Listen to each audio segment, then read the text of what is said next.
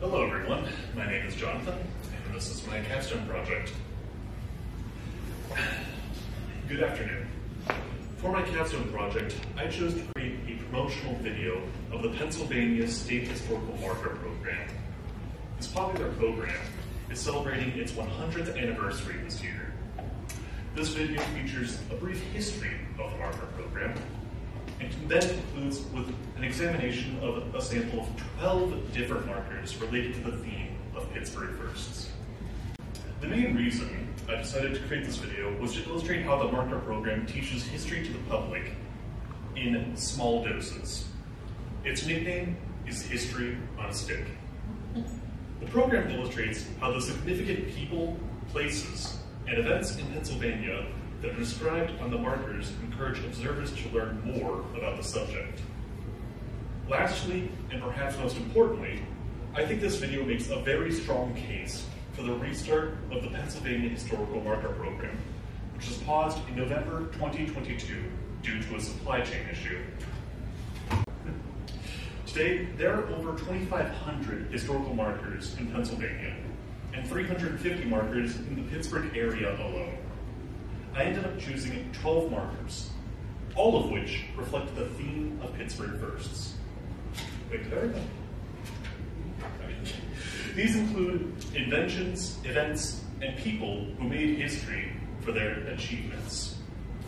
Initially, I selected any marker in the Pittsburgh area that seemed like it qualified as a Pittsburgh First. After determining the marker's location, I ended up selecting 12 markers that were located reasonably close together in the Oakland and downtown areas of Pittsburgh.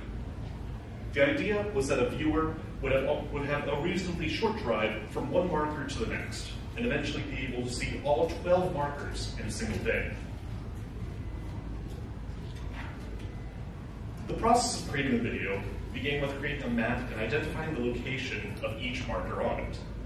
The next step was to determine the order in which one might view the markers sequentially. A starting marker was identified, and the rest of the markers were numbered on the map in order. The maps of markers were then located in a video editing software and, kind of just threw the video together. Next, it was time to start driving around Pittsburgh to make shots of all the markers selected of the sample. Most of the markers were where they were indicated to be. Several markers had been removed for repair or replacement, so photos of these were obtained through the historical marker database. I sourced additional photographs online to help explain the story behind each marker's significance. All of these photographs were then uploaded to the video editing software.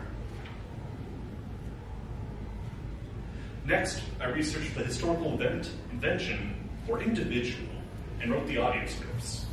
The scripts were then recorded, synced with the chosen photographs for a particular marker, and so on. A brief history of the marker program was researched, written, and recorded for the video's introduction.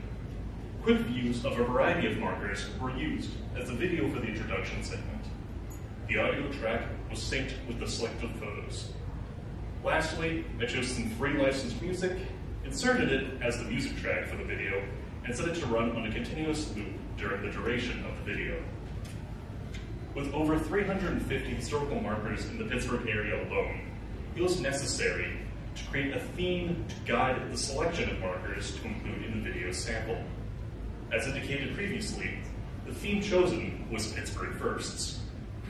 There are many markers that could have been included in this theme, but they were located at a considerably far distance away from the majority of the markers used in the sample, which made them less appealing. An effort was made to create a diverse sample of marker subjects. The result was an interesting mix of inventions, events, and people who made history for their achievements. The marker program has traditionally focused on subjects related to Native Americans and settlers, government and politics, athletes and entertainers, artists, struggles for freedom and equality, and factories and business. Recently, the program has expanded the subject areas it recognizes. Now, it will also direct attention to candidates representing women, ethnic and immigration history, and organized labor. The public has also opened the nomination process to the public. Now, any individual or group can nominate a candidate for a marker. These changes have been catalysts for learning and community pride as neighborhoods have become more involved in the nomination of the marker candidates and throughout the state. The Pennsylvania Historical Marker Program recognizes the people, places, and events that tell Pennsylvania history. The markers also provide opportunities for residents to celebrate and understand their heritage. It is important that the marker program restarts its activities after it paused operations for placement of markers in November 2022. At the time, supply issues with chains were so difficult that the fabricators who made the markers were not able to guarantee reasonable delivery times. However, the program did continue to accept nominations and announced its most recent list of approved nominees in December 2022. Still, the Pennsylvania Historical and Museum Commission needs to make the restart of installation of new markers of approved candidates a priority in the coming months. The State Historical Marker Program is one of the most popular programs of the Pennsylvania Historical and Museum Commission. It educates Pennsylvania citizens of all ages as well as visitors in a wide range of subjects.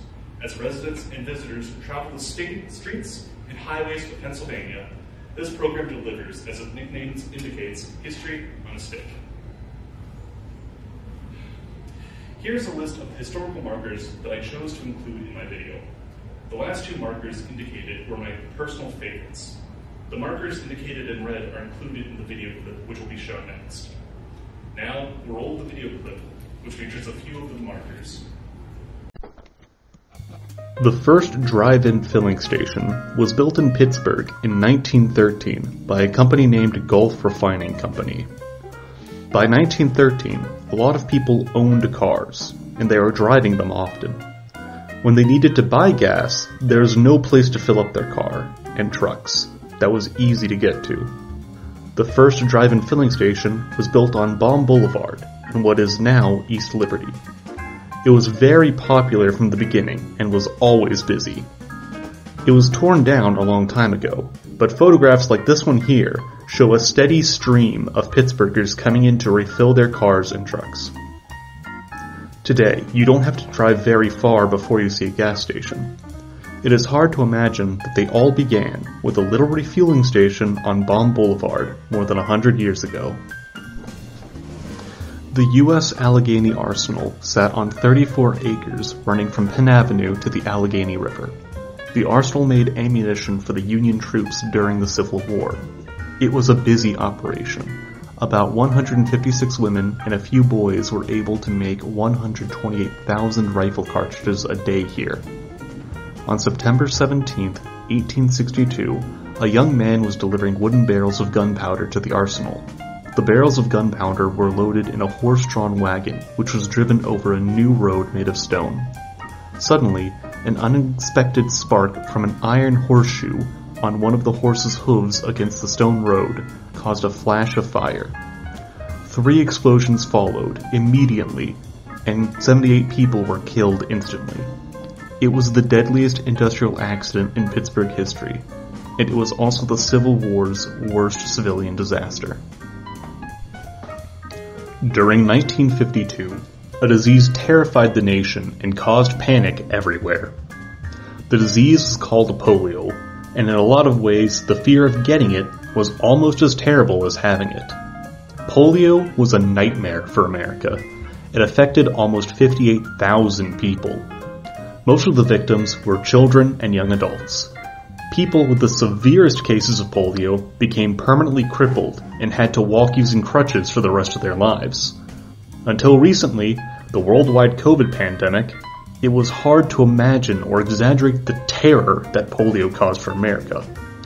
Dr. Jonas Salk was the head researcher of a team of scientists at the virus laboratory at the University of Pittsburgh. His team was successful in creating the first polio vaccine in 1952. After years of testing, millions of children were given the vaccine. By 1962, polio had been mostly eliminated in the U.S. A Scottish immigrant named Andrew Carnegie moved to America with his family in 1848 at the age of 13. They settled in Allegheny, Pennsylvania, a suburb of Pittsburgh. He never went to school. As a child, he got a job in a cotton mill and earned $1 a week.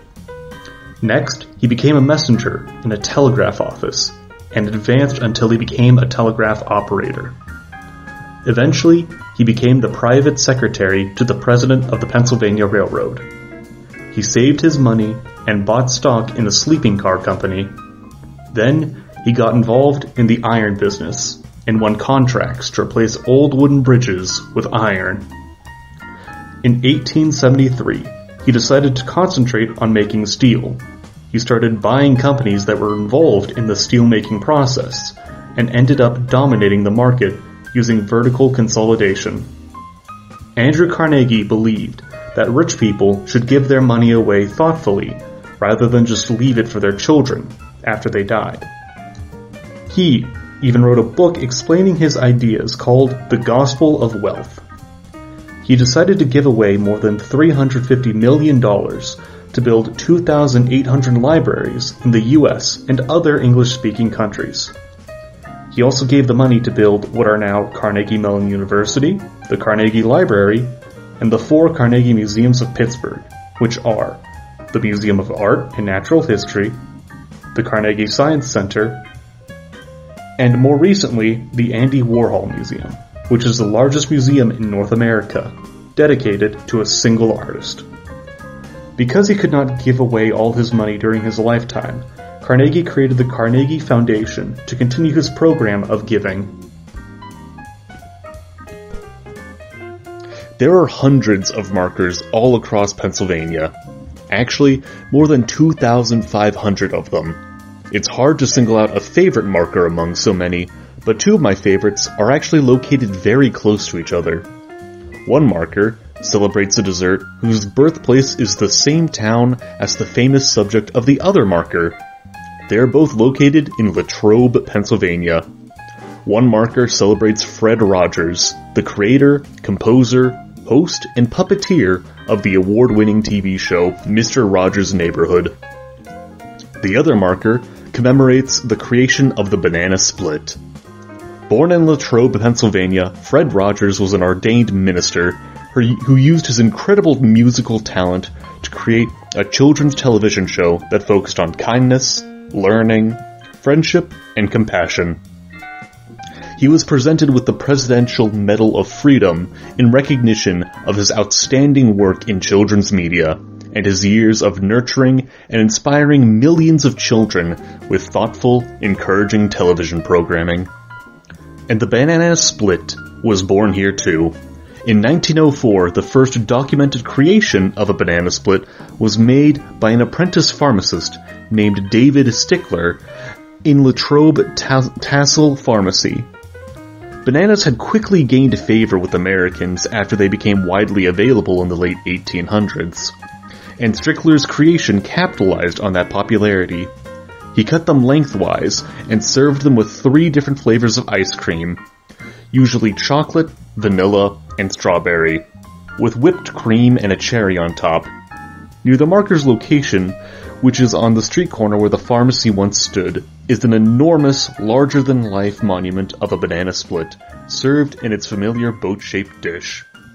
Mr. Rogers would probably agree that his neighborhood is even better with ice cream and bananas nearby. And that's the end of the video. Thank you all.